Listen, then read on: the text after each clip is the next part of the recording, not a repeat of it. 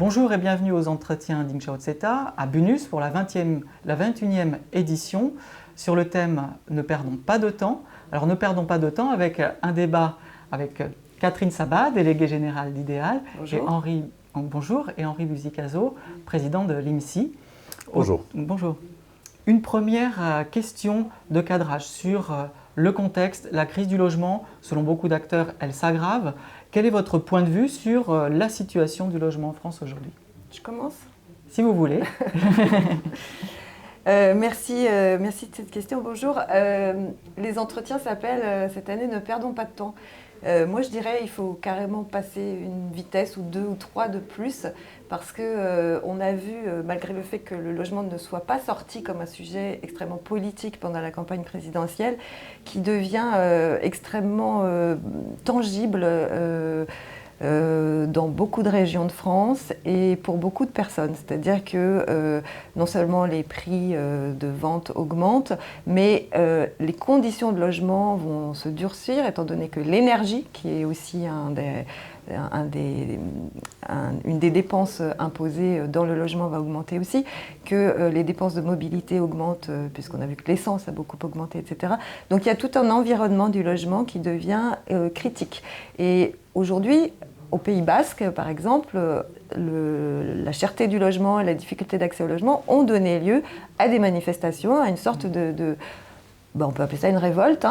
Donc peut-être qu'on pourrait imaginer que ça se produise au niveau national, c'est pas forcément souhaitable, mais néanmoins, une réaction des locataires ou des propriétaires qui n'arrivent jamais en France de ce point de vue-là, sur la question du logement, pourrait peut-être déclencher des choses. Donc, je ne fais pas tant là une analyse de l'aggravation de la crise, une analyse des conséquences qu'elle pourrait avoir et qui pourrait être un peu inédite. Peut-être un retour du mouvement social sur la question du logement. Henri Buzicazo, même question sur cette crise qui s'aggrave.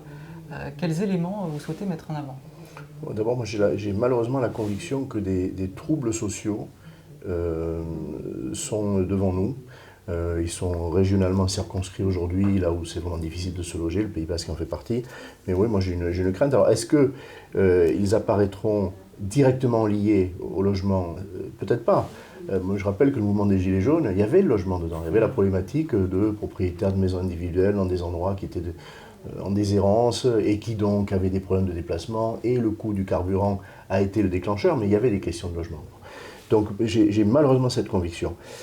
C'est pour ça qu'il y a une urgence à agir et oui, à rattraper beaucoup de retard. Ce qui se passe aujourd'hui avec l'inflation qui majore le coût du crédit, les coûts de fonctionnement de logement, l'énergie, qui tout simplement vide les poches des ménages, ça fait apparaître, ça ne crée pas les problèmes de logement et la question de la cherté du logement, ce décalage entre le prix du logement neuf ou existant et ce que les ménages peuvent mettre dans le logement, c'est un cancer qu'on a depuis 20 ans, bien pesé, une génération, ça a même commencé avant. Bon. Donc c'est la question de la cherté et c'est la question de l'offre. Elles sont évidemment liées, mais l'offre prend, et Catherine le sait parce qu'elle a contribué à faire apparaître ce sujet-là, une dimension quantitative. On l'a, le problème quantitatif. Il faudrait d'ailleurs le chiffrer. Le chiffrer et le préciser par région. On a dit qu'il faut construire 400 000, 500 000 logements de plus par an. C'est trop imprécis.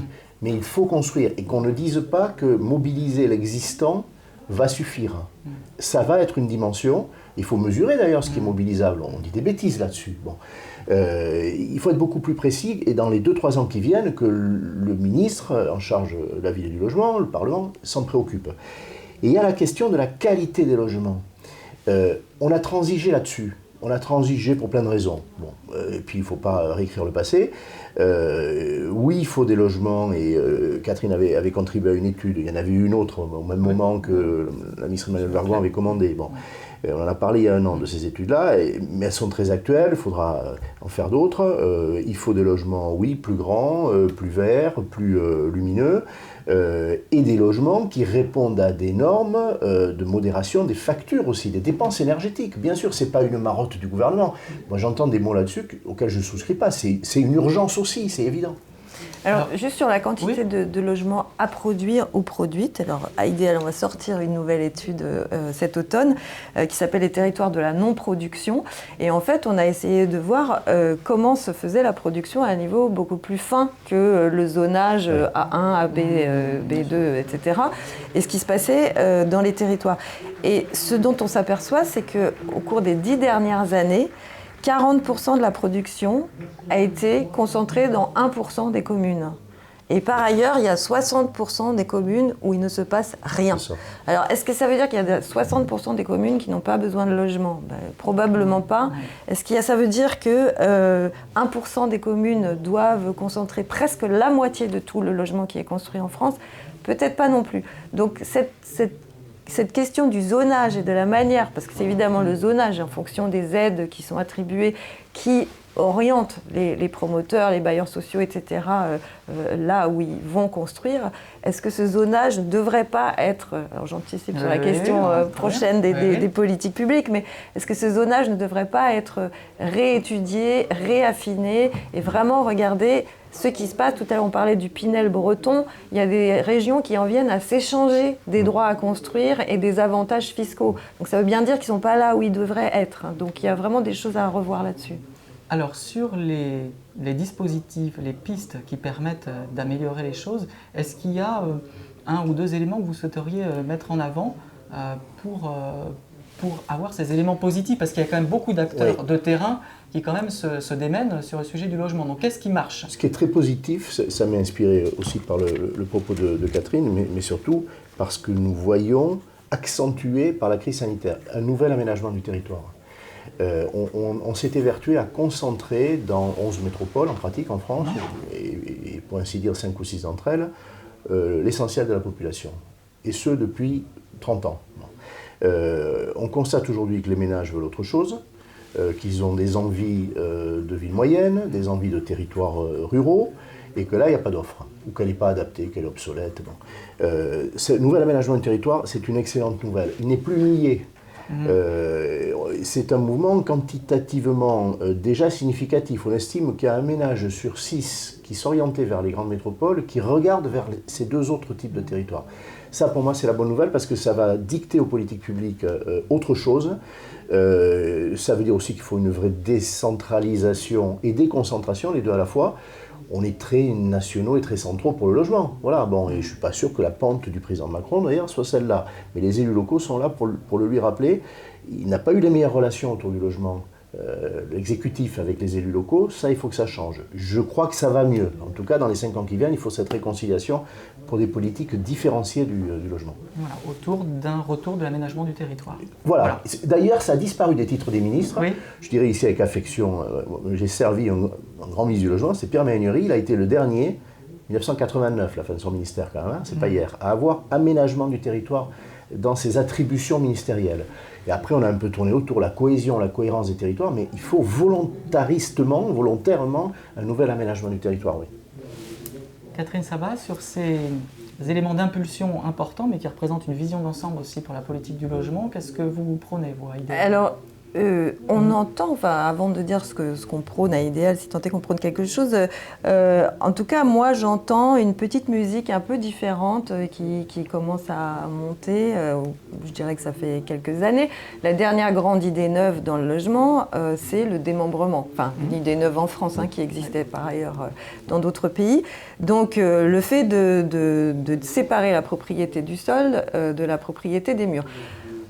Finalement, ça ne fait pas si peur que ça aux gens de devenir propriétaires que des murs et de ne pas avoir à payer le sol. Première avancée peut-être. Alors ça concerne encore très peu de logements, mais pourquoi pas réfléchir à ce genre de dispositif. Encadrement des loyers, décrier, critiquer, etc. Maintenant, c'est les maires qui le réclament, hein, et puis évidemment les locataires qui peuvent en bénéficier. Et finalement, ça n'a pas fait fuir tous les investisseurs, ça n'a pas fait disparaître le logement locatif du marché, etc. Bon, voilà, ça c'est des choses contraignantes qu'on n'aurait peut-être pas entendues il y a quelques années. Même les promoteurs aujourd'hui se disent que le démembrement sol-mur... ben tiens, pourquoi on n'y penserait pas? Les OFS, il y a des offices fonciers solidaires qui encadrent ce genre de dispositif. Et ben, il y a des promoteurs qui veulent, qui veulent en organiser aussi. Voilà, donc moi je me dis que les Français, peut-être qu'aujourd'hui, sont prêts à des dispositifs assez contraignants. Alors moi, je vais beaucoup plus loin que ça. Je dis qu'il faudrait taxer les plus-values sur la résidence principale. Allez hop, je pose ça là. Je ne suis pas sûre que ce soit un dispositif si impopulaire que ça. Et alors, en conclusion, par rapport aux éléments que vous avez posés sur cette politique du logement en France qui interroge toute la journée des débats, une interpellation ou un élément fort que vous souhaiteriez, en une petite phrase de conclusion, mettre en avant? Le mode d'emploi, pour moi, ça va être le quinquennat ou la législature du comment. On va arriver au zéro artificialisation nette. Bien sûr qu'il faut s'arrêter de consommer du foncier. On l'a fait sans se poser assez de questions. Mais il y a un désarroi aujourd'hui des promoteurs qui sont prêts à des formules innovantes, hein, ou à des élus qui signent les permis de construire. Mais ils sont désemparés. Comment on va en arriver là? Comment, avant 2030, on va diviser par 2 la consommation foncière et l'annuler d'ici 2050? C'est vertigineux. Parce qu'il faut que les besoins soient satisfaits. Il faut des constructions nouvelles, mais ou de notre type, d'une autre manière, densifier. Comment densifier pour que ce soit accepté, acceptable. Voilà, c'est le mode d'emploi du zéro artificialisation nette pour les élus, les décideurs politiques et pour les acteurs professionnels. Alors moi, il me semble qu'on est très très bon pour faire des analyses et pour tirer des diagnostics. Maintenant, je pense qu'il faut vraiment agir. Alors, une des possibilités, je pense que c'est passer par l'action locale.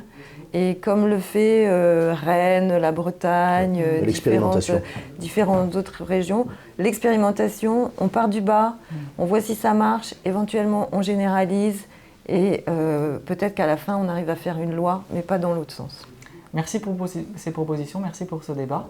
Et puis on continue bientôt avec d'autres invités et un prochain débat.